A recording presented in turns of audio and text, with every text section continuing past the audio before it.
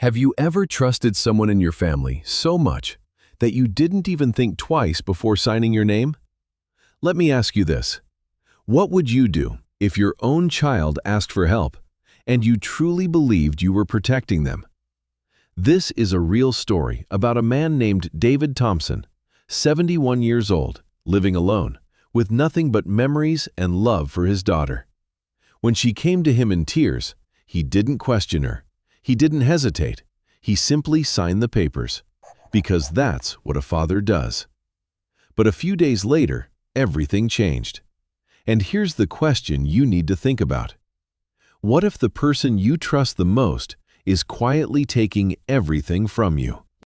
The evening air was still and cool, a thin layer of fog resting quietly over the silent suburban street, while distant wind brushed through dry leaves and the soft glow of streetlights stretched long shadows across empty sidewalks. David Thompson sat alone in his living room, surrounded by a silence that felt heavier than usual, the kind that didn't just fill a space but pressed gently against the chest. A single lamp beside him cast a warm circle of light over a shelf of framed photographs, each one a frozen piece of a life that no longer existed. His eyes lingered on one image longer than the rest, a younger version of himself standing beside his late wife, Margaret, both smiling under the sun, their daughter Emily between them, laughing without fear or doubt. David was 71 now, his once strong frame softened by time, his shoulders slightly bent, his silver-gray hair neatly combed but thinning at the edges. His face carried the quiet map of a long life, deep lines etched not by anger, but by years of responsibility, sacrifice, and love. His eyes, still clear and gentle, held a warmth that hadn't faded, a softness that made it easy for people to trust him, and even easier for him to trust them. Since Margaret passed 5 years ago, the house had never truly felt like home again. It was too quiet, too still, as if every room was waiting for a voice that would never return. And yet, there was one person who still gave that silence meaning: Emily. His phone rang. The sound cut sharply through the room. David reached for it immediately, his expression softening the moment he saw her name. Emily? Dad. Her voice trembled, fragile and uneven, as if she had been holding herself together for too long. I didn't know who else to call. David straightened instantly, his entire body responding before his thoughts could catch up. What happened? Are you okay? There was a pause, followed by a shaky breath. We're in trouble, Dad. I mean really bad trouble. The house. We might lose it. The words landed heavily. David felt something tighten in his chest, but not suspicion, never suspicion, only concern. What do you mean lose it? He asked gently. It's just everything at once, Emily said, her voice breaking in all the right places. Bills, loans, things we thought we could handle. We tried, Dad. We really tried. But now it's too much. I don't have time to fix it. David closed his eyes for a moment. He didn't ask for numbers. He didn't ask for details. He didn't need proof. He only heard one thing. His daughter was in pain. Where are you? He asked quietly. At home. I'm coming over. No hesitation, no second thought. That was never how love worked for him. When David arrived, the house looked the same as always, clean, expensive, carefully put together. But something about it felt different tonight. Too quiet, too controlled, like a place holding its breath. Emily opened the door before he knocked. Her makeup was slightly smudged, her eyes red, her expression fragile, but only for a second too long, as if she had just adjusted it. She stepped forward and hugged him tightly. Thank you for coming, she whispered.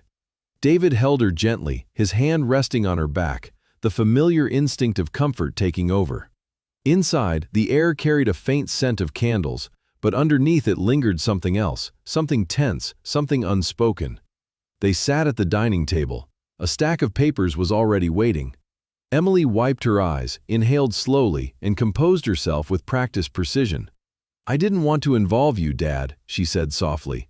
I really didn't, but I don't have anyone else I can trust. David leaned forward, his voice calm, steady, certain.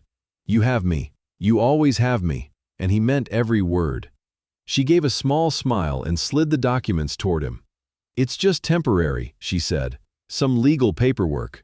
It'll let me move things around faster, manage everything before it gets worse. I just need time. David looked down at the pages. Dense legal language filled every line. Unfamiliar, cold. His hand hovered above the paper for just a second longer than it should have. Not because he didn't trust her, but because something inside him, quiet, almost forgotten, was asking him to slow down. He thought about Margaret. She used to read everything twice. She used to say, "Trust is good, but clarity is better." A faint smile touched his lips at the memory. Then he looked at Emily. Her hands were clasped tightly together, her eyes locked on his face, waiting, not for permission, but for belief. "Are you sure this will help?" he asked gently. She nodded quickly, too quickly. "I wouldn't ask if it wasn't necessary." That was enough. David picked up the pen. In that moment, he wasn't thinking about risk. He wasn't thinking about consequences. He was thinking about a little girl who once ran into his arms after falling off her bike. He was thinking about every promise he had ever made without words. "I will always be there." The pen touched the paper. He signed, once, then again, and again. Each signature steady, certain, unquestioning. When he finished, Emily exhaled softly. Too softly, too controlled. She stood, walked around the table, and wrapped her arms around him again. "Thank you, Dad," she said. David closed his eyes, but this time, something felt different. She wasn't holding on. She wasn't sinking into the moment. It felt measured, timed, like she already knew exactly when to let go. And she did, too quickly, before he could fully feel it. She stepped back, already gathering the papers, aligning them neatly, her movements precise, almost careful in a way that didn't match the chaos she had just described. "Don't worry," she said lightly. "I'll take care of everything." David nodded, but something small and unfamiliar had already begun to settle inside him. On the drive home, the silence felt louder than before. He replayed the evening again and again, searching for something he couldn't quite name. A pause, a look, a feeling, something that didn't fit. But every time doubt surfaced, he pushed it down. "She's your daughter. She needed you." That had always been enough. Later that night, David sat in the same chair, the same quiet room, the same photograph still resting on the shelf. Only now, it felt different. He stared at it longer than usual. His younger self, Margaret, Emily. "Did I do the right thing?" he asked softly. The house didn't answer. It never did. A faint unease lingered beneath the surface, something subtle, something growing.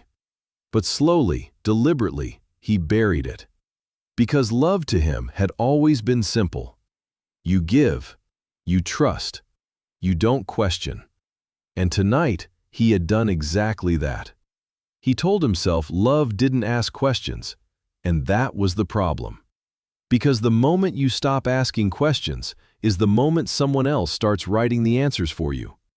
And David had already signed his name, at the bottom of a story he didn't understand yet. The next morning arrived quietly, but the silence inside David's house no longer felt the same. It wasn't just emptiness anymore. It carried a weight, something subtle but persistent, like a thought that refused to fully form yet refused to leave. David woke earlier than usual, sitting at the edge of his bed for a long moment before standing, his mind still replaying fragments of the previous night. The signatures, the hug, the feeling he couldn't quite explain. He shook his head lightly, as if that alone could clear the unease, and made his way into the kitchen. By the time he poured himself a cup of coffee, his phone buzzed again. "Dad, I'm stopping by this morning," Emily said quickly when he answered, her tone lighter than the night before, almost normal. "I made you something to eat." David hesitated, just for a fraction of a second. "You don't have to do that," he replied gently. "I want to," she said, cutting him off just a little too quickly. "You shouldn't be alone all the time." That line stayed with him even after the call ended. You shouldn't be alone. It sounded caring. It also sounded like a decision had already been made for him. Emily arrived within the hour, carrying a large bag filled with neatly packed containers. She moved through the house with familiarity, placing food in the refrigerator, opening cabinets, reorganizing things without asking. Her movements were efficient, practiced, almost like she had already done this many times before, except she hadn't. "You've been eating like this?" she asked, glancing at a half-empty pantry. David gave a small smile. "I manage." "You don't have to manage anymore," she said, not looking at him as she spoke. That choice of words lingered longer than it should have. She was dressed simply today, soft beige sweater, dark jeans, her hair tied loosely back, but there was nothing casual about the way she carried herself. Her posture was straight, her gestures controlled, her eyes observant. Emily had always been composed, even as a child. David remembered how she rarely cried for long, how she learned early to adjust, to adapt. At the time, he had been proud of that strength. Now, he wasn't sure what it meant. They sat together for a while, eating in relative quiet. Emily spoke about small things, errands, the weather, her schedule, but she guided the conversation carefully, never once returning to the documents David had signed. He noticed, and yet he said nothing. Later that afternoon, while Emily washed dishes at the sink, David walked toward his study. It had become a habit of his over the years, a quiet space where he kept records, bills, and anything that made him feel organized, in control. He opened his laptop slowly, logging into his bank account with the same routine precision he had followed for decades. At first, everything looked normal. Then he saw it. A transaction he didn't recognize. Not large enough to cause alarm immediately, but unfamiliar. David frowned slightly, scrolling through the history. There were others. Small movements of money, spaced out, subtle enough to be overlooked if you weren't paying attention. His chest tightened. "Emily?" he called out, keeping his voice steady. She appeared in the doorway almost instantly, drying her hands with a towel. "Yes?" David turned the screen toward her. "Do you know anything about these?" Emily stepped closer, leaning in just enough to see. Her expression didn't change, not surprise, not confusion, just recognition. "Oh, that," she said casually.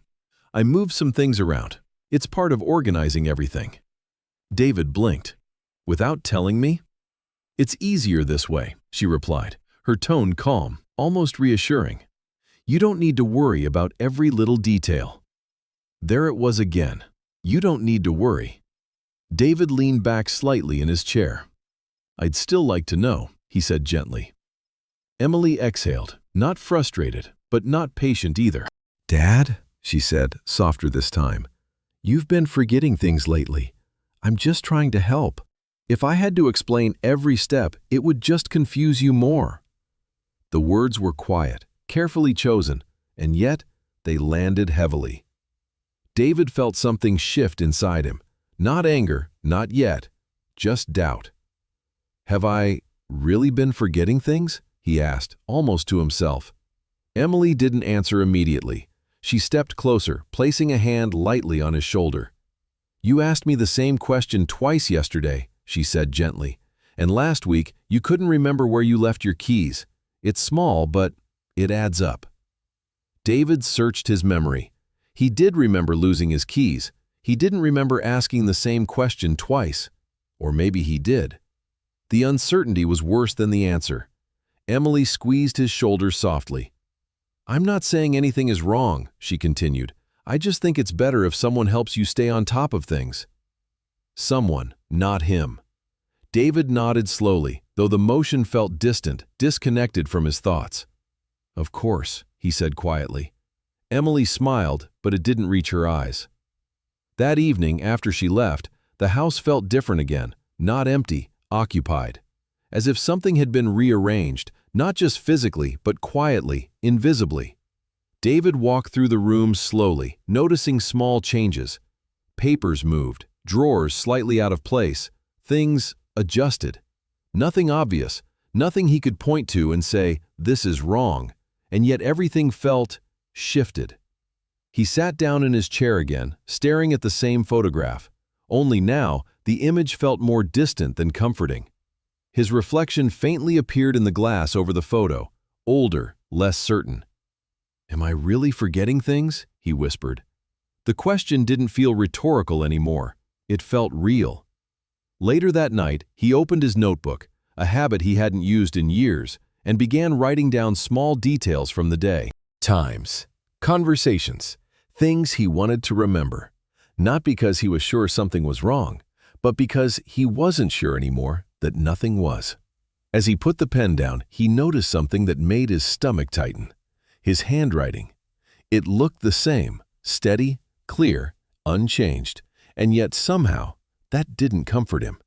Because if nothing was wrong, then why did everything feel like it was? David leaned back slowly, the silence of the house wrapping around him again. Only now it wasn't quiet. It was watching. And for the first time in his life, he felt like he was no longer alone in his own home. The days that followed did not explode into chaos the way David feared. Instead, they unraveled slowly, almost politely, like something carefully planned to feel natural. That was what made it worse. Nothing dramatic, nothing obvious, just small changes, quiet shifts, and conversations that seemed harmless on the surface, but left something unsettled behind. David began to notice it not in what people said, but in how they said it. It started with Mrs. Carter. Helen Carter lived 2 houses down, a woman in her late 60s with short curled gray hair and a posture that always leaned slightly forward, as if she were permanently interested in everyone else's business. She had been friendly with David for years, often waving from her garden, occasionally bringing over baked goods that were slightly too sweet but always appreciated. She was not unkind, but she was observant, and more importantly, she talked. That afternoon, as David stepped outside to check his mailbox, Helen approached him with a soft smile that didn't quite reach her eyes. "David," she said gently, "how are you feeling today?" The question felt different. "I'm fine," he replied, though his voice carried a hesitation he didn't intend. Helen nodded slowly, studying him just a little longer than necessary. "That's good," she said. "Emily mentioned you've been having a few memory slips, but I told her everyone forgets things sometimes." David felt something tighten in his chest. Emily mentioned it. Of course she did. He forced a small smile. "Just normal things," he said. "Nothing serious." Helen's smile returned, polite but distant now. Of course. But as she walked away, David couldn't shake the feeling that something had already changed, not in him, but in how people saw him. That evening, he went to the grocery store, something he had always done on his own. It was routine, familiar, one of the few things that still made him feel in control. But even there, the shift followed him. At the checkout counter stood a young man named Ryan, probably in his early 20s, tall and slightly awkward, with messy dark hair and a face that hadn't quite grown into adulthood yet. He had served David many times before, usually with casual indifference. But today, Ryan's expression carried something else: uncertainty. "Hey, Mr. Thompson," Ryan said, scanning items slowly. "You doing okay?" David paused. "I'm fine," he said again, more firmly this time. Ryan nodded quickly. Yeah, just, if you ever need help carrying things or anything, just let me know." David stared at him for a second too long. "I always have," he replied. Ryan gave a small, uncomfortable smile and looked down, suddenly very interested in the barcode scanner. It wasn't the offer that bothered David, it was the assumption behind it. When he got home, the silence felt heavier than ever. He sat down at the table, opened his notebook, and began writing again. Everything. Conversations, words, reactions. He wrote down Helen's tone, Ryan's hesitation, even the exact phrasing Emily had used the day before. He wasn't just recording events anymore. He was trying to prove something, to himself, to reality. But the more he wrote, the more something inside him began to fracture. Because for every detail he captured, there was always one question he couldn't answer. What if they were right? That thought stayed with him longer than anything else. The next time Emily came over, the atmosphere had already shifted. She walked in as if nothing had changed, her movements smooth, her expression calm. But David saw it now, something beneath the surface, something intentional. "I ran into Helen today," he said carefully. Emily didn't react immediately. She set her bag down, took off her coat, moved through the room before finally turning toward him. "Oh," she said lightly. "How was she?" "She said you told her I've been having memory problems." Emily's face softened instantly, her eyes filling with something that looked like concern. "Dad," she said quietly, stepping closer. "I didn't tell her anything serious. I was just worried. You've been forgetting things, and I didn't want to deal with it alone." David watched her closely. "I'm not forgetting things," he said, though his voice lacked the certainty he wanted it to have. Emily tilted her head slightly, her expression shifting, not defensive, not aggressive. Sympathetic. "That's exactly what I mean," she said gently. The words didn't sound like an attack, they sounded like care, and that was what made them impossible to fight. David felt his thoughts begin to blur, not because he didn't know what was true, but because everything now had two versions, his memory and hers. "I wrote everything down," he said suddenly, reaching for the notebook. "Look, I've been keeping track." Emily didn't even look at it right away. Instead, she sighed softly. "Oh, Dad," she said, almost sadly. "You don't need to do that." "I do," he insisted, though the conviction in his voice was slipping. Emily finally took the notebook, flipping through a few pages. Her expression didn't change, but her eyes moved quickly, scanning. Then she closed it. "Do you see what this looks like?" she asked quietly.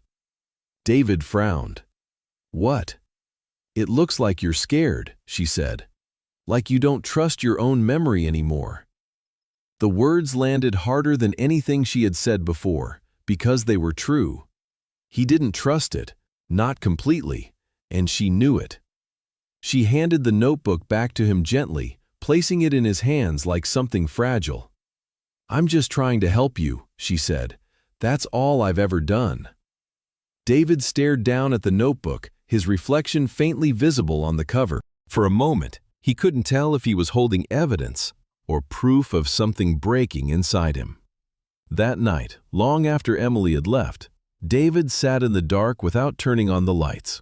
The house no longer felt like a place he lived in. It felt like a place that was slowly being taken from him. Not physically, not yet, but piece by piece. Perception, trust, control. He thought about calling someone, a friend, a doctor, anyone, but every option came with the same fear. What if they believed her? He leaned back in his chair, staring into the darkness. And for the first time, he didn't just question what was happening around him, he questioned himself. Because when enough people start to see you a certain way, it doesn't matter what you know, it matters what you can prove. And David was beginning to realize something terrifying. He didn't know if he could prove anything anymore. The letter arrived on a gray morning, the kind of morning where the sky seemed undecided, hanging low and heavy without rain, as if the world itself was holding something back. David noticed it the moment he opened his front door. A single envelope resting neatly on the floor just beyond the threshold, positioned too deliberately to feel ordinary. It wasn't junk mail. It wasn't a bill. It was something else, something official. He picked it up slowly, his fingers tightening slightly around the edges as he noticed the return address, a law office he didn't recognize. The envelope was thick, firm, professional, not the kind that carried good news. David stood there for a long moment before opening it. Then, carefully, he slid his finger under the seal. The sound of paper tearing felt louder than it should have. Inside were several documents, neatly arranged, precise, formal, cold in a way that only legal language could be. His eyes moved slowly across the first page, struggling to process what he was reading. Petition for conservatorship. The words didn't make sense at first. Then they did. And when they did, everything inside him seemed to stop. Emily Thompson, petitioner. David Thompson, subject. Allegation. Diminished mental capacity. David blinked once, twice, as if the act alone might change what was written. But it didn't. His chest tightened, not sharply, but deeply, like something pressing inward from all sides. He flipped through the pages, each line more precise, more detailed, more final than the last. Statements, observations, claims about memory lapses, about confusion, about concern for his well-being. Concern, that word again. Only now, it was written in ink, legal ink. His hand began to tremble slightly as he reached the final page. Signature lines, dates, and references to prior documentation, the papers he had signed. The realization came slowly, like a door opening just enough to let in something cold. Those documents hadn't been temporary. They had been foundational. Every signature he gave her had built this. David sat down heavily in the nearest chair, the letters still in his hand. For a moment, there was no anger, no reaction, just silence. Then came the question, not loud, not desperate, just broken. Why? He reached for his phone almost immediately, dialing Emily's number with fingers that no longer felt steady. She answered on the third ring. "Dad?" Her voice was calm, too calm. "Emily."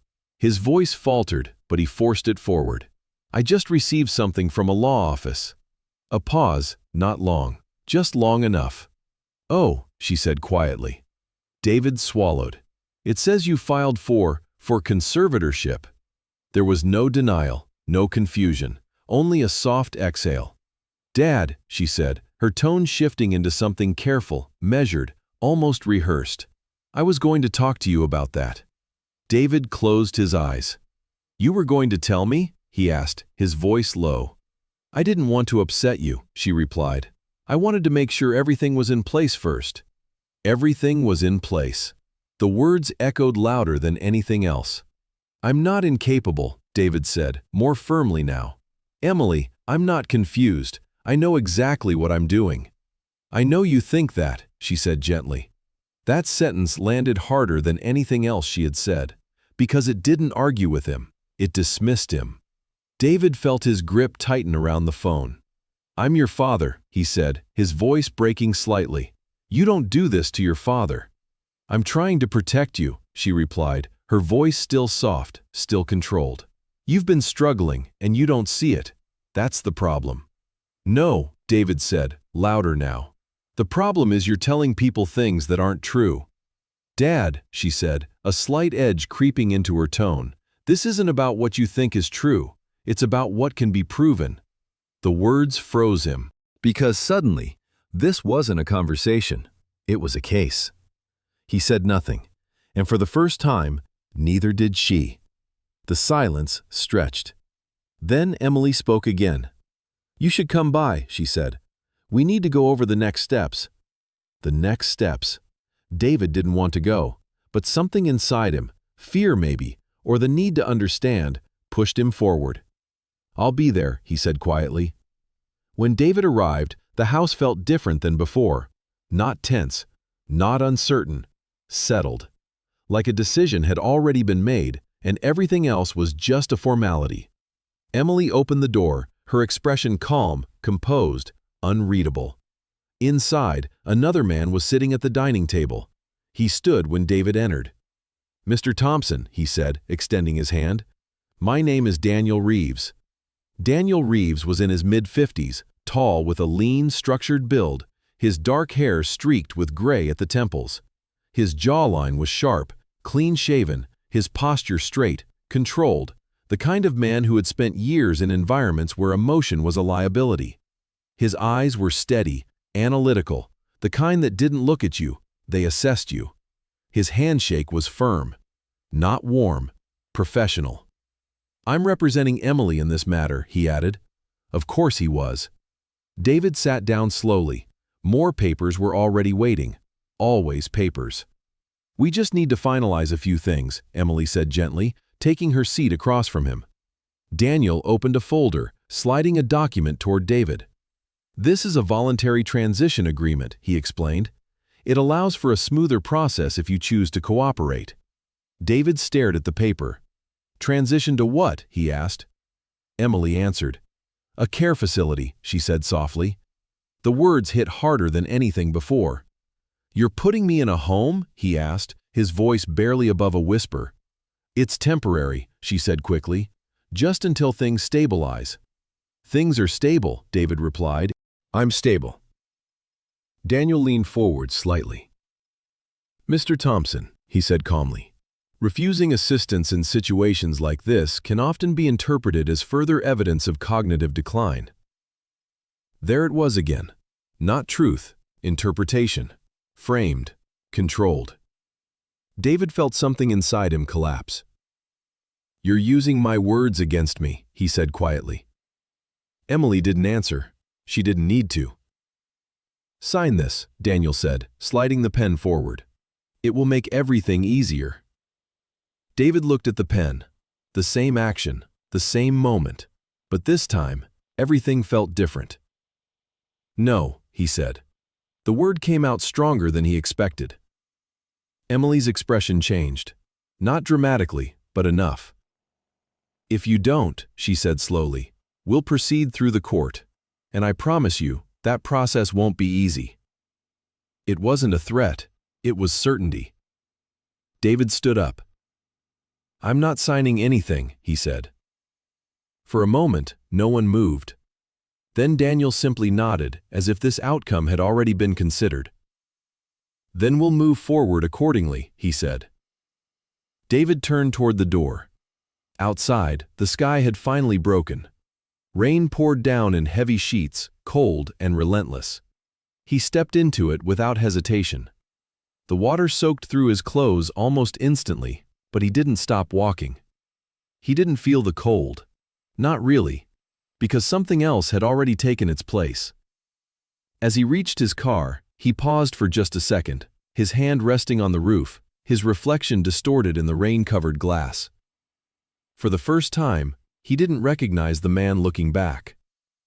Not because he had changed, but because everything around him had.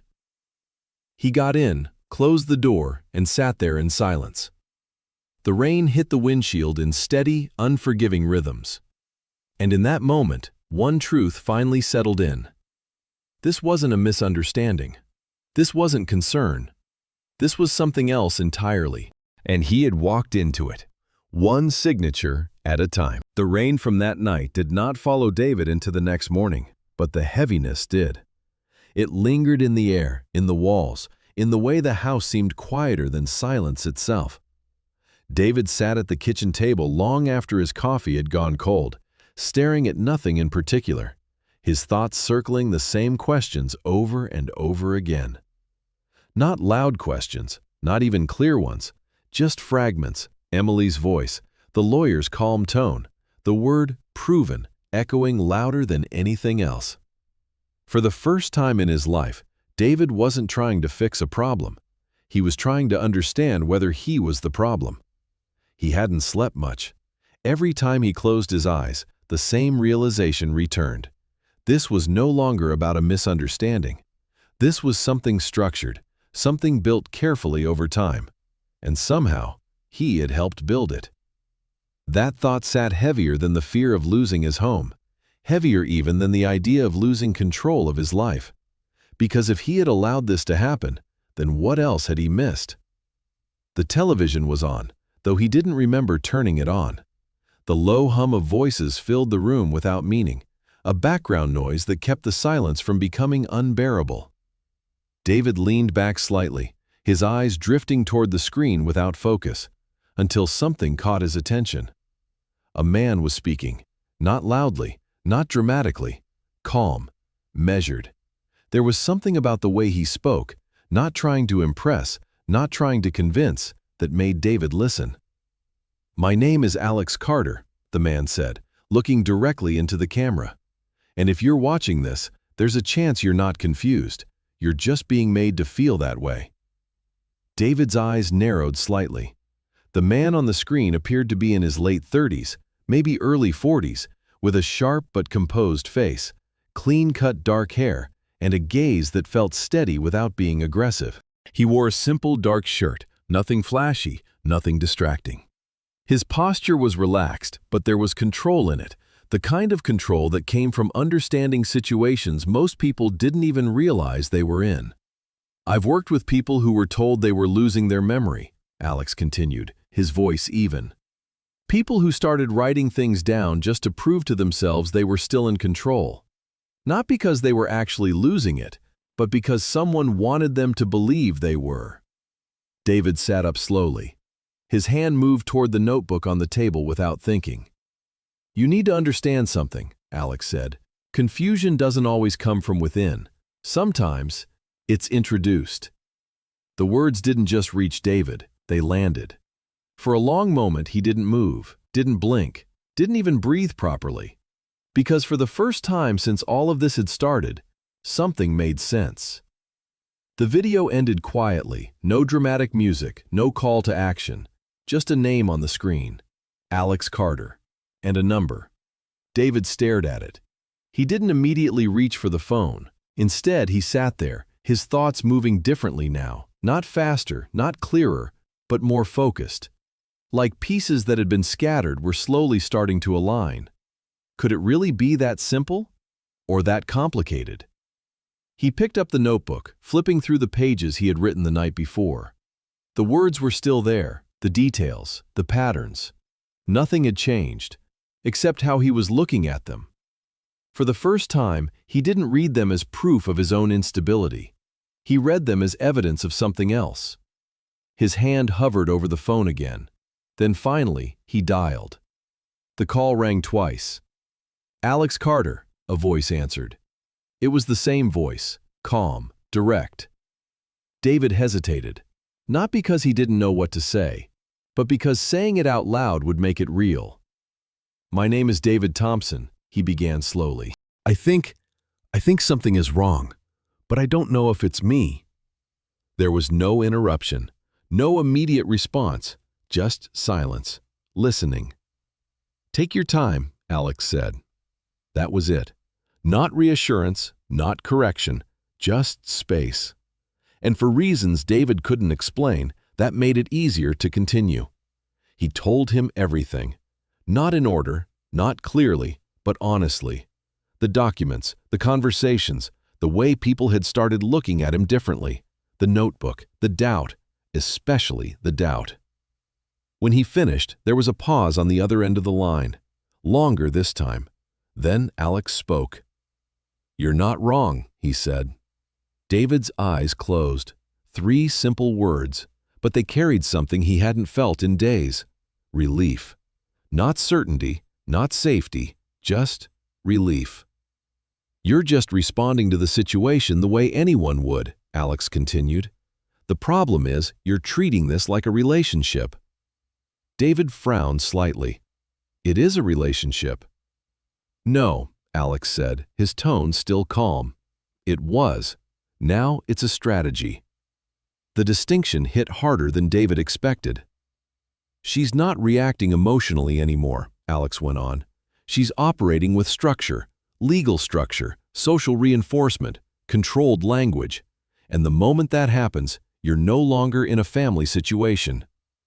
David said nothing, because deep down, he already knew. "You're still acting like a father," Alex said, "but she's no longer acting like a daughter." The silence that followed felt different this time. Not empty, clear. David leaned forward slightly, his grip tightening on the phone. "Then what do I do?" he asked. Alex didn't answer immediately. When he did, his voice had changed, not in tone, but in intention. "You stop trying to prove that you're okay," he said. "Because right now, anything you say can be reframed as confusion." David felt his stomach tighten. "That's exactly what's happening," he admitted. "I know," Alex replied. "So we don't play that game." David swallowed. "Then what game do we play?" There was a brief pause. Then, "We let them prove it," Alex said. David blinked. "Prove what?" "The truth," Alex replied, "but not by arguing with them, by giving them exactly what they expect, just controlled." David didn't fully understand, not yet, but for the first time, he felt like there was a direction. "This won't be easy," Alex added, "and I need you to be honest with me about one thing." David nodded, though Alex couldn't see it. "What?" "Are you ready to see your daughter for who she is right now, not who you remember her to be?" The question landed heavier than anything else. David's grip loosened slightly, because that was the one thing he had been avoiding. "I don't know," he said quietly. "That's the only way this works," Alex replied. "Otherwise, you'll hesitate at the wrong moment." David closed his eyes. He thought about Emily as a child, then Emily now, and for the first time, he allowed both images to exist at the same time. It hurt, more than anything else so far, but it was clear. "Yes," he said finally. The word didn't feel strong, but it was real. "Good," Alex said. "Then we begin." David exhaled slowly, the tension in his chest easing just slightly. Not gone, but changed. Because now, he wasn't just reacting, he was preparing. And for the first time in days, he didn't feel alone. The plan did not begin with action. It began with restraint. That was the first thing Alex told him. If you move too fast, you lose control. Let them believe they already have it. David sat in his living room that morning, the same chair, the same quiet, but something inside him had shifted. The fear was still there, but it was no longer leading him. It was being watched, contained, studied, just like everything else. For the first time since this began, David wasn't reacting, he was waiting. Alex had explained everything the night before, his voice steady, almost clinical. There would be no confrontation, no attempts to prove David's sanity, no emotional appeals. Those, Alex had said, were exactly what Emily's strategy depended on. "Right now," Alex told him, "anything you say can be reframed. So stop giving them something to use. Give them something they want to see instead." So David did. The next time Emily visited, he didn't greet her with suspicion or tension. He hesitated slightly before opening the door, as if he had forgotten something mid-action. His expression was softer, slower, less certain. "Oh, Emily," he said, as though her arrival had surprised him. She paused for just a fraction of a second. It was small, but David saw it. And more importantly, Alex had told him to look for it. "You okay, Dad?" she asked, stepping inside, her tone immediately shifting into concern. David nodded slowly. "I think so. I just didn't sleep well." It wasn't entirely a lie, but it wasn't the truth she thought it was either. Emily moved through the house the same way she always had recently, controlled, efficient, observant. But now, her attention lingered longer. Her eyes tracked him more closely, studying not just what he said, but how he said it. Good, David thought. Let her watch. Over the next few days, he leaned into the role. He asked the same question twice, sometimes 3 times. He misplaced small items deliberately, his glasses, his keys, his notebook. He paused mid-sentence as if searching for words that wouldn't come. Each time, Emily responded with the same careful tone, the same controlled patience, but underneath it, something else was growing. Confidence. "She's starting to believe it," Alex said during one of their calls. "That's what we need. The moment she stops being careful, she starts making mistakes." David didn't respond right away, because every time he played the part, something inside him resisted. Not because it was difficult, but because it felt close to real. "You're doing exactly what they want you to believe you are," he said quietly during one call. Alex's response came immediately. "No," he said. "You're showing them a version they created. There's a difference. You're in control of it, they're not." David held on to that. He needed to. Because the next part of the plan required more than acting. It required silence. A man named Marcus Hale arrived 3 days later. He was introduced casually by Emily as someone helping with logistics, but David recognized immediately what he was. Technical support. Surveillance. Control. Marcus was in his early 40s, broad-shouldered, with short cropped hair and a beard trimmed with almost military precision. His movements were efficient, his eyes constantly scanning the environment even when he appeared relaxed. There was something about him that suggested he had spent years in structured systems, security, maybe law enforcement, or something adjacent. He didn't say much, but he noticed everything. David made sure of it. "Is this the kitchen?" David asked at one point, standing in the middle of his own home. Marcus looked at him for a moment longer than necessary. "Yes," he said finally. Emily smiled gently. "It's okay, Dad. We're just making things easier for you." David nodded slowly, and behind that nod, he memorized everything. Because while Marcus was installing what Emily believed were protective monitoring systems, David was installing his own. It had taken 2 days, 2 careful, quiet days. The equipment came from a small electronics store across town, purchased in cash, recommended indirectly by Alex through vague instructions rather than direct involvement. "You don't want anything traceable," Alex had said, "and you don't want it obvious. Tiny cameras, audio recorders, placed where conversations happen naturally. The dining room, the hallway, the living room. Not everywhere, just enough." "You're not trying to catch everything," Alex explained. "You're trying to catch the moment they forget to hide." And that moment came sooner than David expected. It was late evening. Emily thought he was asleep. He heard them from the hallway. Her voice first, then another, a man. Her husband, Daniel Whitaker. David had only met him a handful of times, always in controlled, brief interactions. Daniel was the kind of man who dressed well but wore it like a costume rather than a reflection of who he was. Tall, lean, with sharp features and a smile that never quite reached his eyes, Daniel carried himself with a confidence that felt practiced rather than natural. There was always something slightly off about him, like a man constantly calculating outcomes. "We just need a few more weeks," Daniel said quietly. "And the house?" Emily asked. "We list it as soon as everything transfers," he replied. "We're already late." David stood completely still in the dark, his breathing shallow, his chest tight, but he didn't move, didn't react, didn't interrupt. Because for the first time, he wasn't listening as a father. He was listening as a witness. "They won't question it?" Emily asked. "They won't have time," Daniel said. "Once the conservatorship is finalized, it's done." A pause. Then Emily spoke again. "He won't fight it." There was no hesitation in her voice, no doubt, just certainty. David closed his eyes, not in pain, not in denial, but in understanding. Because that was the moment something changed. Not outside, inside. The last piece of doubt disappeared. When he returned to his room, he didn't sit down right away. He stood there for a long moment, letting the silence settle. Then he reached for the small device Alex had instructed him to use.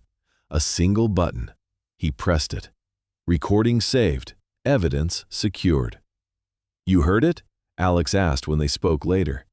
"Yes," David replied. There was no emotion in his voice this time, only clarity. "Good," Alex said. "Then we move to the next phase." David nodded slowly, though Alex couldn't see it. "Do you understand now?" Alex asked. David looked around the room. The same walls, the same furniture, the same life. Only now, he saw it differently. "Yes," he said quietly. "I understand." And for the first time since all of this began, he wasn't afraid of the truth anymore. Because now, he had it. The shift from suspicion to certainty did not come with noise. It came with structure. Evidence, once scattered and uncertain, now had form, direction, and purpose. David sat across from Alex for the first time in person, in a quiet office tucked between 2 aging buildings downtown. The room was simple, clean lines, neutral tones, nothing decorative enough to distract. It reflected Alex perfectly. Alex Carter looked exactly as David had imagined, but sharper in person. His posture was relaxed yet deliberate, shoulders squared without stiffness, his presence calm but impossible to ignore. His face carried defined angles, a strong jawline softened slightly by a faint shadow of stubble, and eyes that didn't wander. They stayed fixed, attentive, absorbing every detail. There was no rush in him, no wasted movement. Every word he spoke seemed chosen, not said. Beside him sat a woman David hadn't met before. "David, this is Laura Bennett," Alex said. Laura was in her early 40s, tall and slender, with straight chestnut brown hair that fell neatly past her shoulders. Her skin was fair, almost pale, giving her a composed, almost porcelain-like appearance. But her eyes, sharp, observant, and unwavering, broke any illusion of fragility. She wore a dark tailored suit, minimal jewelry, and carried herself with the quiet confidence of someone who didn't need to raise her voice to be heard. Years of courtroom experience had shaped her into someone who didn't react, she anticipated. "I've reviewed everything," Laura said, her tone calm but precise. "And what you're dealing with is not just manipulation, it's coordinated." David didn't respond immediately, because hearing it said like that made it real in a different way. Laura opened a file and slid several documents across the table. Financial records, transaction histories, property evaluations. "Your daughter and her husband are in significant debt," she continued. "Not recent. This has been building for at least 3 years." David's eyes moved slowly across the pages. Numbers, transfers, withdrawals. Some of them familiar. "They've already used a portion of your funds," Laura added, "but it wasn't enough." Alex leaned back slightly, watching David, not the papers. "They didn't start with you," Alex said quietly. "You were the last option." David exhaled slowly. Not anger, not shock, something heavier, understanding. "They weren't trying to hurt you," Alex continued. "They were trying to survive their own decisions." "That doesn't make it right," Laura added immediately. "No," Alex agreed, "but it explains the escalation." David nodded faintly, because for the first time, he saw the full picture. Not just betrayal, desperation. But desperation didn't erase intent. Laura flipped to another section of the file. "These recordings you captured," she said, tapping lightly on a transcript page, "they change everything." David looked up. "How?" "Because they show awareness," she replied. "They knew exactly what they were doing. That removes any argument of acting in your best interest." Alex leaned forward slightly. "They planned it," he said, "and more importantly, they said it." David thought back to that night, the hallway, the voices. He won't fight it. The certainty in Emily's voice, it echoed differently now, not as pain, as proof. "There's more," Laura said. She turned the page again. "Your property, this house, has already been informally assessed by a third-party agency connected to Daniel." David's eyes narrowed. "They were preparing to sell it," she continued, "before the conservatorship was even finalized." That landed, not because it was surprising, but because it confirmed everything. "They weren't waiting," David said quietly. "No," Laura replied. "They were moving ahead." Silence settled over the room. But it wasn't the same silence David had been living with. This one was clear, controlled, directed. "So what happens now?" David asked. Laura closed the file. "Now," she said, "we present everything." Alex didn't interrupt, because this part wasn't his role. "We file a response to the conservatorship petition," Laura continued. "We challenge their claims with documented evidence, recorded statements, and financial motive." David listened carefully, every word, every step. "There will be a hearing," she added, "and when that happens, they won't be able to control the narrative anymore." David nodded slowly. For the first time, he wasn't thinking about what he had lost. He was thinking about what was coming. Later that day, David returned home. The house felt the same, but he didn't. He walked through each room slowly, not searching, not questioning, just observing. The walls no longer felt like they were closing in. The silence no longer felt like it was watching him. Because now he understood it. The system, the plan, the intention behind every word that had been said to him. And for the first time, he wasn't alone inside it. That evening, Emily called. David stared at the phone for a moment before answering. "Dad," she said, her voice soft as always, but now he heard it differently. "I spoke to the lawyer today," she continued. "We need to finalize a few things." David leaned back slightly in his chair, his expression calm, steady. "Do we?" he replied. There was a pause, small but noticeable. "Yes," she said carefully. "It's important we don't delay." David looked out the window. The sky was clear for once. "I think we should wait," he said. "Wait for what?" she asked. "For everything to be clear," David replied. Another pause, longer this time. Emily's tone shifted slightly, not much, but enough. "What do you mean by that?" she asked. David smiled faintly, not out of joy, but out of understanding. "It means," he said calmly, "we'll talk about it soon." He ended the call before she could respond, not out of anger, not out of fear, but because for the first time, he was in control of when the conversation ended. David placed the phone down gently, then sat back, still, quiet, but no longer uncertain, because everything that had once been hidden was now visible. Everything that had once been denied was now documented, and everything that had once made him doubt himself had been replaced with something else, truth. And this time, it wasn't something anyone could take away from him. The courtroom did not feel dramatic the way David had once imagined such moments would be. There were no raised voices, no sudden outbursts, no cinematic declarations. Instead, everything unfolded with a quiet precision that felt almost colder than conflict.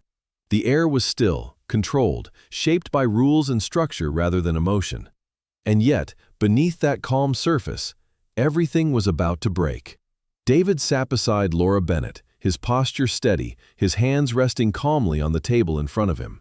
He wore a dark suit, simple, clean, unremarkable, but for the first time in weeks, he felt present inside it. Not lost, not uncertain, present. His eyes moved briefly across the room, taking in the details, the polished wood, the muted tones, the distant murmur of quiet conversations. Across from him sat Emily. She looked different, not physically, at least not in any obvious way. Her hair was still perfectly styled, her clothes carefully chosen, her posture controlled. But something in her expression had shifted. The confidence that once lived behind her eyes was no longer stable. It flickered, not gone, but shaken. Beside her sat Daniel Whitaker, his jaw tight, his posture rigid. His usual composure was still there, but it had hardened into something defensive, less fluid, less certain. He avoided looking directly at David. Marcus Hale sat a few rows behind them, no longer part of the center, his presence now reduced to that of a silent observer. His sharp awareness remained, but for the first time, it seemed disconnected from the outcome. At the front of the room stood Judge Eleanor Price. She was a woman in her early 60s, with silver-streaked hair pulled neatly back and a presence that commanded attention without force. Her face was lined not by age alone, but by years of listening, weighing, and deciding. There was no impatience in her, only clarity. The kind that came from seeing too many versions of the same story told differently. "Proceed," she said calmly. Laura stood. She didn't rush, she didn't dramatize, she simply presented. The documents came first, carefully organized, chronological, each page placed with intention. Financial records, transaction histories, property assessments, transfers that told a story not through emotion, but through pattern. Judge Price listened, silently. Then came the recordings. The room shifted, not visibly, not loudly, but in a way that could be felt. Emily's voice filled the space, clear, undeniable. "He won't fight it." The words landed heavier here than they ever had before, because now they weren't just heard, they were understood. Daniel's voice followed, measured, calculated. "We list it as soon as everything transfers." There was no explanation attached, no reinterpretation possible, just truth, raw, documented, unavoidable. Laura did not look at Emily while the audio played. she looked at the judge, because that was where the decision lived. When it ended, silence returned. But it wasn't empty. It was full of everything that had been hidden.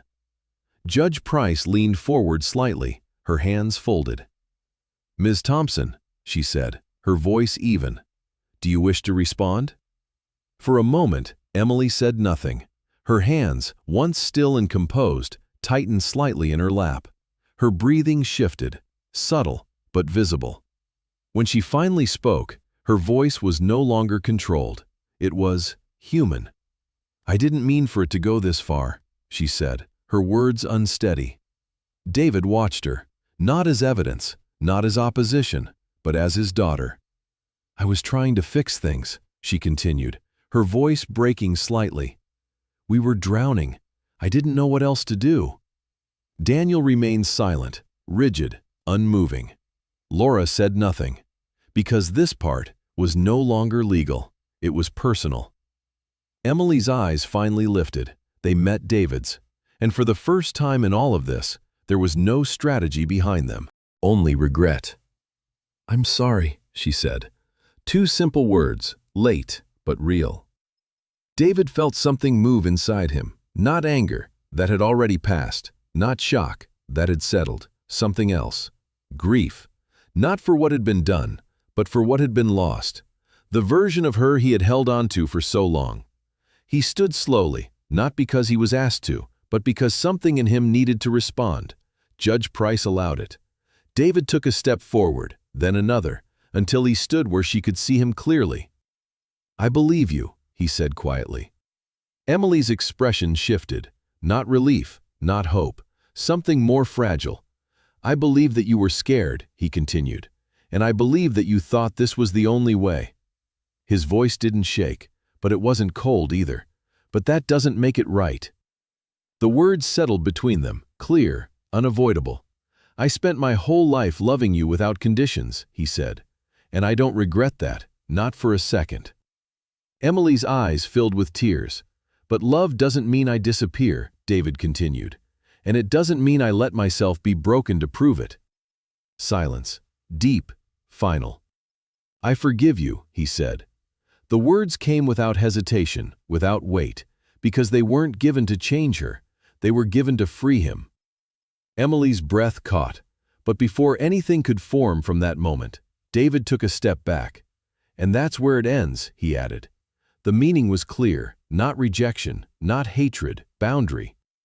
Judge Price nodded once, not in approval, in acknowledgement.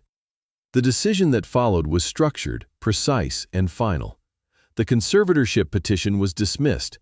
David Thompson was declared fully competent. All control returned.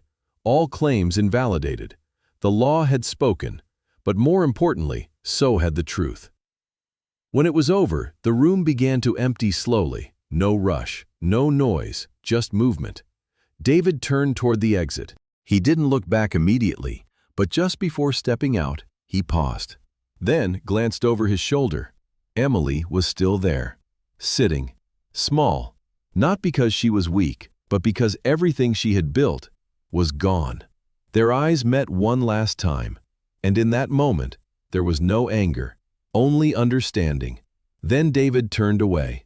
Outside, the air felt different, lighter, not because the past had disappeared, but because it no longer held him.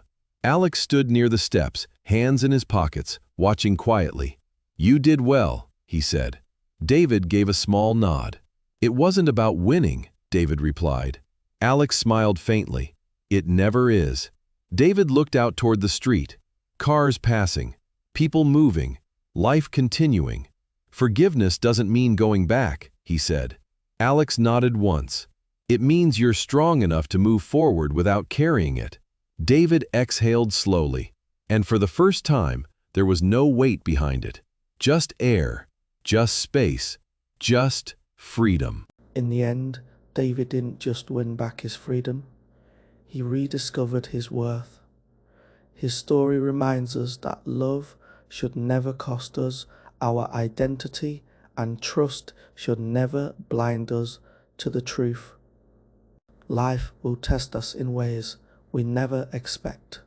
sometimes through the very people we hold closest. But even in the darkest moments, clarity can return, strength can grow, and truth will always find its way to the surface. If you're going through something similar, remember this: you are not alone, and you are not powerless. Sometimes the breakthrough you're waiting for isn't a miracle that changes your situation, but one that changes how you see. And maybe, just maybe, that's how God works in our lives. If this story touched your heart, share it with someone who needs it.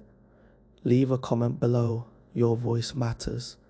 And don't forget to subscribe for more stories that remind us to stay strong, stay wise, and keep faith. May God bless you and guide your path every single day.